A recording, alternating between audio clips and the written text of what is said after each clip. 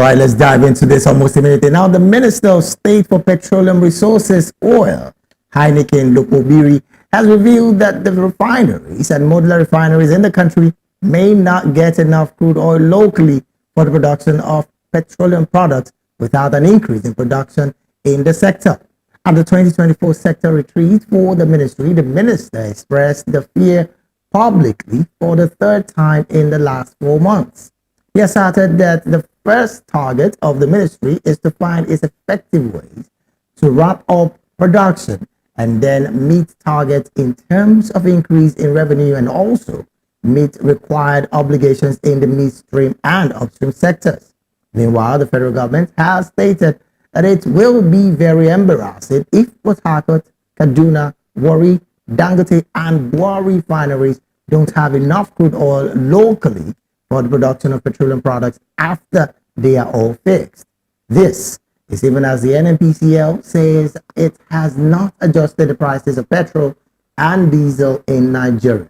The Chief Corporate Communications Officer of the NNPCL clarified the report, saying the NNPCL has no plans to increase pump price of fuel. Still with us in the studio are Dr. Gani Olushola and Mr. Sefon Okwade, who would be helping us talk about and express this even in a more broader way. Now, I'm going to come to Dr. Gani. Less production, not enough crude oil. What do you make of these sentences? Those are excuse statements of not performing. You've not constructed anything. Let it start working for before we now think it's not going to be enough. You know, it's just like a lady that is not yet married and still afraid of how will she get pregnant.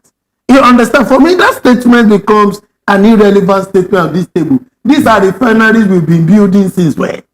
And you get to a time you said you have a fear that you might not have sufficient, leave sufficiency alone, right? Yeah, we have the capacity to produce 2 million barrels per day, all things being equal, without any form of interference. Yeah, it nosedive to 1.6, 1.1, concerned in line with what the military says. But you see, you don't, if we are talking about this, Dangote refinery will not spare off, right? Let us get it. You see, even our crude oil, the way we refine it here, we refine it outside the country and bring in the refined product. Right. Let our product, we are talking about earning forest. So once all these things are working, all other countries that don't have a very strong refinery like ours, they can start importing their product into the country, and we begin to, and once they are bringing it into the country, we earn in foreign currency. They are not going to bring their product into Nigeria and we collect naira. No, they are going to collect forest. And the more what we collect, the more our foreign exchange earning increases. So for me, it's a statement that should be put into the trust, right? All we should focus on is KPI. If it's listening to me, his KPI is to allow all these things to work. Leave capacity aside. Once it starts working, capacity will come. Okay. Now, Mr. Sisson, at this point, it's quite interesting to note that we're getting to hear that there won't be enough crude oil. Is that something that Nigeria should presently be worried about? Nothing to worry about. David, sorry. I keep mixing the two names. I know, I understand. It's been long you went to church. So, you see, nothing to worry about. These are statements that distract citizens from what it used to be. This administration promised that Port Harcourt will come on board December, March. Oh yes. We are not hearing anything.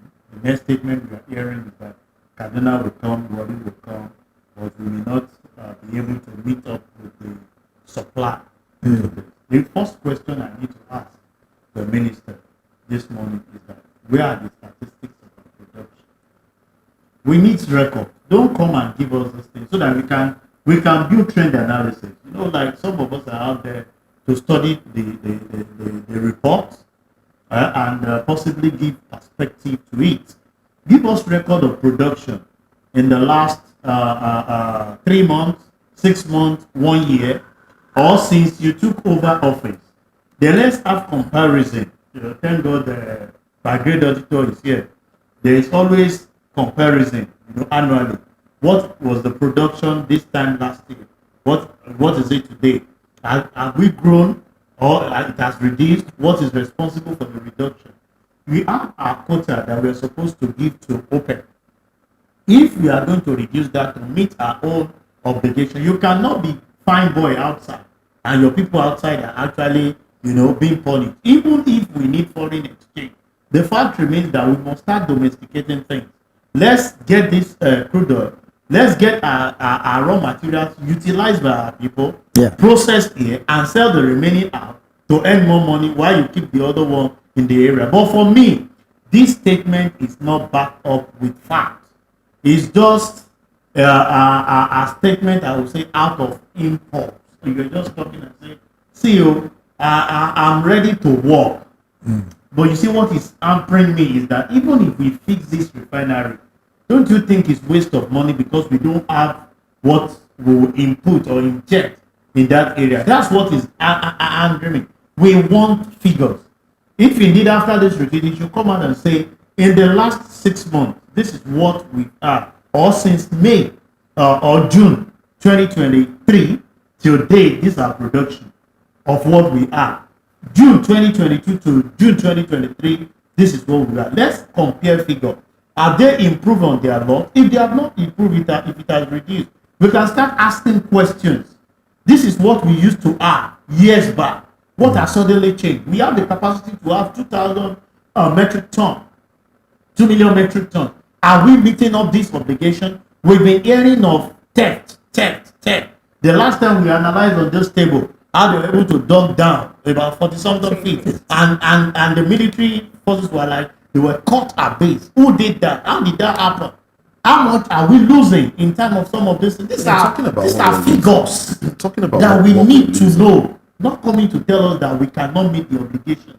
All right. So talking about what we are losing, let me take our attention to just yesterday.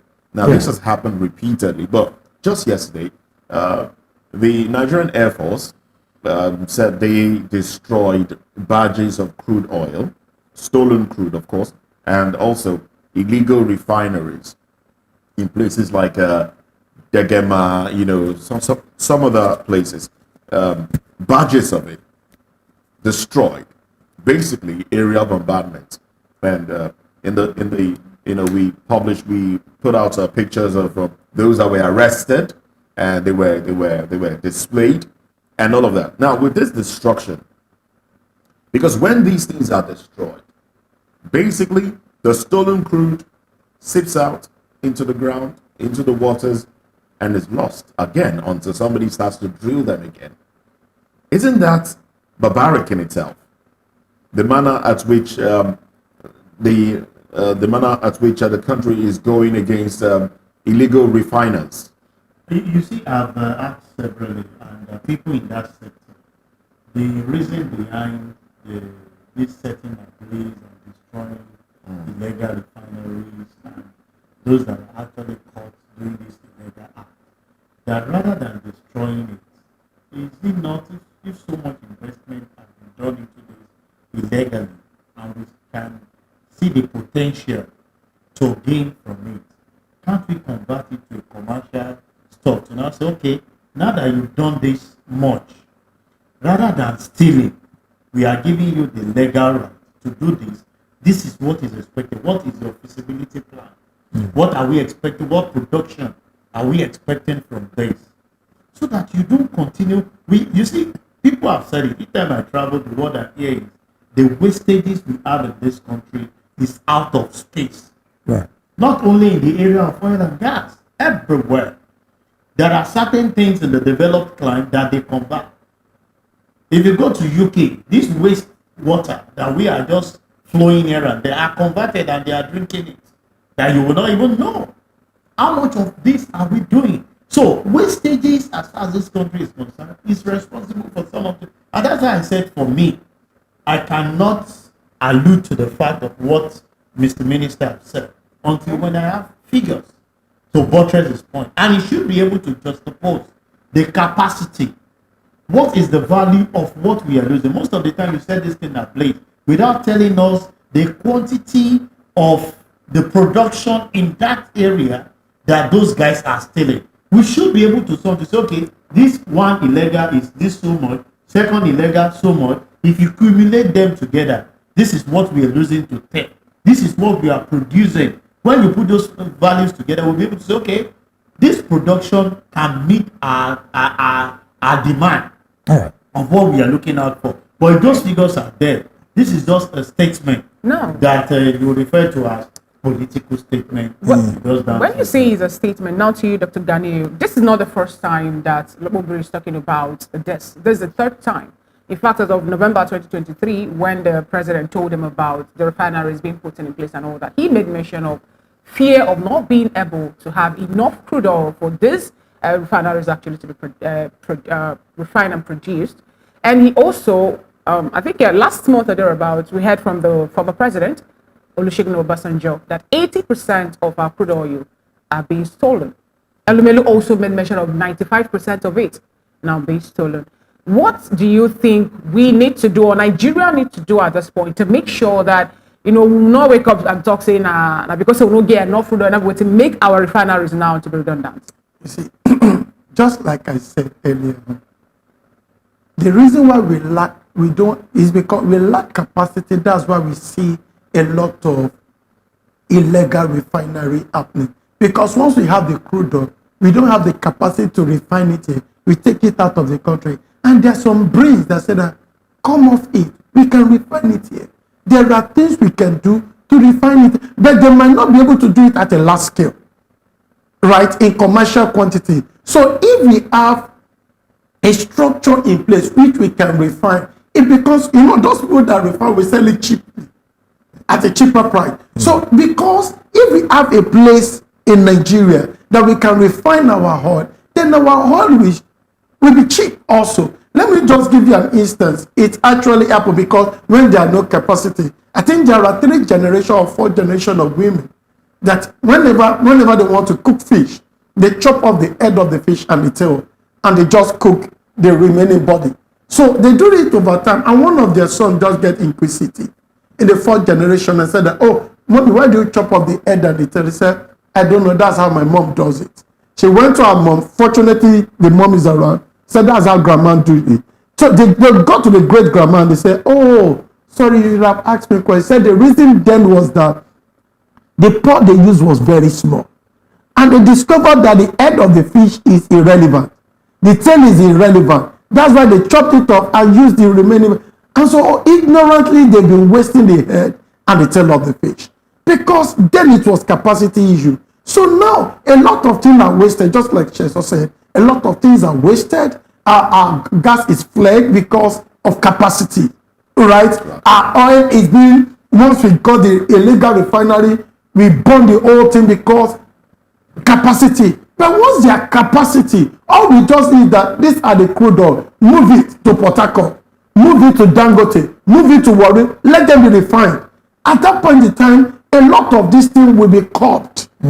You understand? So it's not about, it's about the capacity. And there's some few people that say that, oh, we don't need to travel out of the shore of Nigeria. We have some capacity, but we might not be able to produce in commercial quantity. We can produce few. And is it this fraud that they are illegally refining? They are not being drawn. Some people are purchasing it, and it's working for them. So do you get it? So, but let us just leverage on the skill, build a bigger capacity. That's why I said earlier on, the fear of the minister is totally irrelevant at this point in time. Now, I'm going to stay with you with that particular statement. Is there the possibility that the minister is only trying to tell Nigerians that the likes of Port Harcourt Refinery, Kaduna Refinery, might not see the light of the day as a result of the fact that we do not have enough product? And again, second question, Why is he not talking to the issue of oil theft, which everybody has come out to say, and nobody has denied it, that Nigeria is losing her crude oil, 80% of it, to some elements. All theft will forever be there because some people are taking it out to So- refine it at a cheaper To the price. point of 80%. Because these are part of them taking it out to refine it and selling it at a cheaper price. It's not cheaper than what we bought at the farm. As we speak now, the currency of Niger is stronger than our currency, right? Because you see, these are things that needs to be looked into. These are parameters that need to be looked into. And what he's saying for me, I'll say it is the language of failure. You don't come, it's just like, so I tell people, so, oh, because my parents does not have money, that's why I go to school. I say that when you see a lot of people that actually get wealthy, that actually make it in life, they were not born with plastic spoon, let alone a silver spoon, but they decided and said that, oh, we are going to make good thing with our life. So don't come up and tell us, make excuses for your failure. Right? Don't tell us the reason why. You see, these are for me is excuses of not performing. Oh, the reason why we are not able to deliver is because we are afraid that there's no. Don't come and tell us. Like you see, it got to a time, maybe they've forgotten that at Southwest we are educated, we are knowledgeable, we advise, we have both local and international organizations that we prefer advice to them. So don't come and tell us things that we know that it can be done better. The reason why you are there is to give us solution. And if you know you don't have the capacity, honorably take a bow. Look at what happened in UK. The woman get there and she knows that she doesn't have the capacity. Just say, I'm leaving. All right. Do that honorably. Okay. And let somebody that have the capacity get there and let them have the KPI. KPI deliver. If you know you can't deliver, take a bow and leave the space. All right then. Well, we must wrap up this conversation at this time. We must say a very big thank you to you, gentlemen, for your presence and your thoughts as well. We've been speaking with Dr. Ganiyu Oluwashola, who is the managing partner, KJB Professional Services, and also Olusegun Okwade, political and public affairs commentator. Big thank you to you for coming on the program. Thank you for having me. Now, we'll take a very quick break. When we come back, we'll be taking your responses on YouTube. We have quite a lot, so we'll take your responses to the topics and also let you into some of the things before we get into business and entertainment and sports. Stay with us. We'll be back in a bit.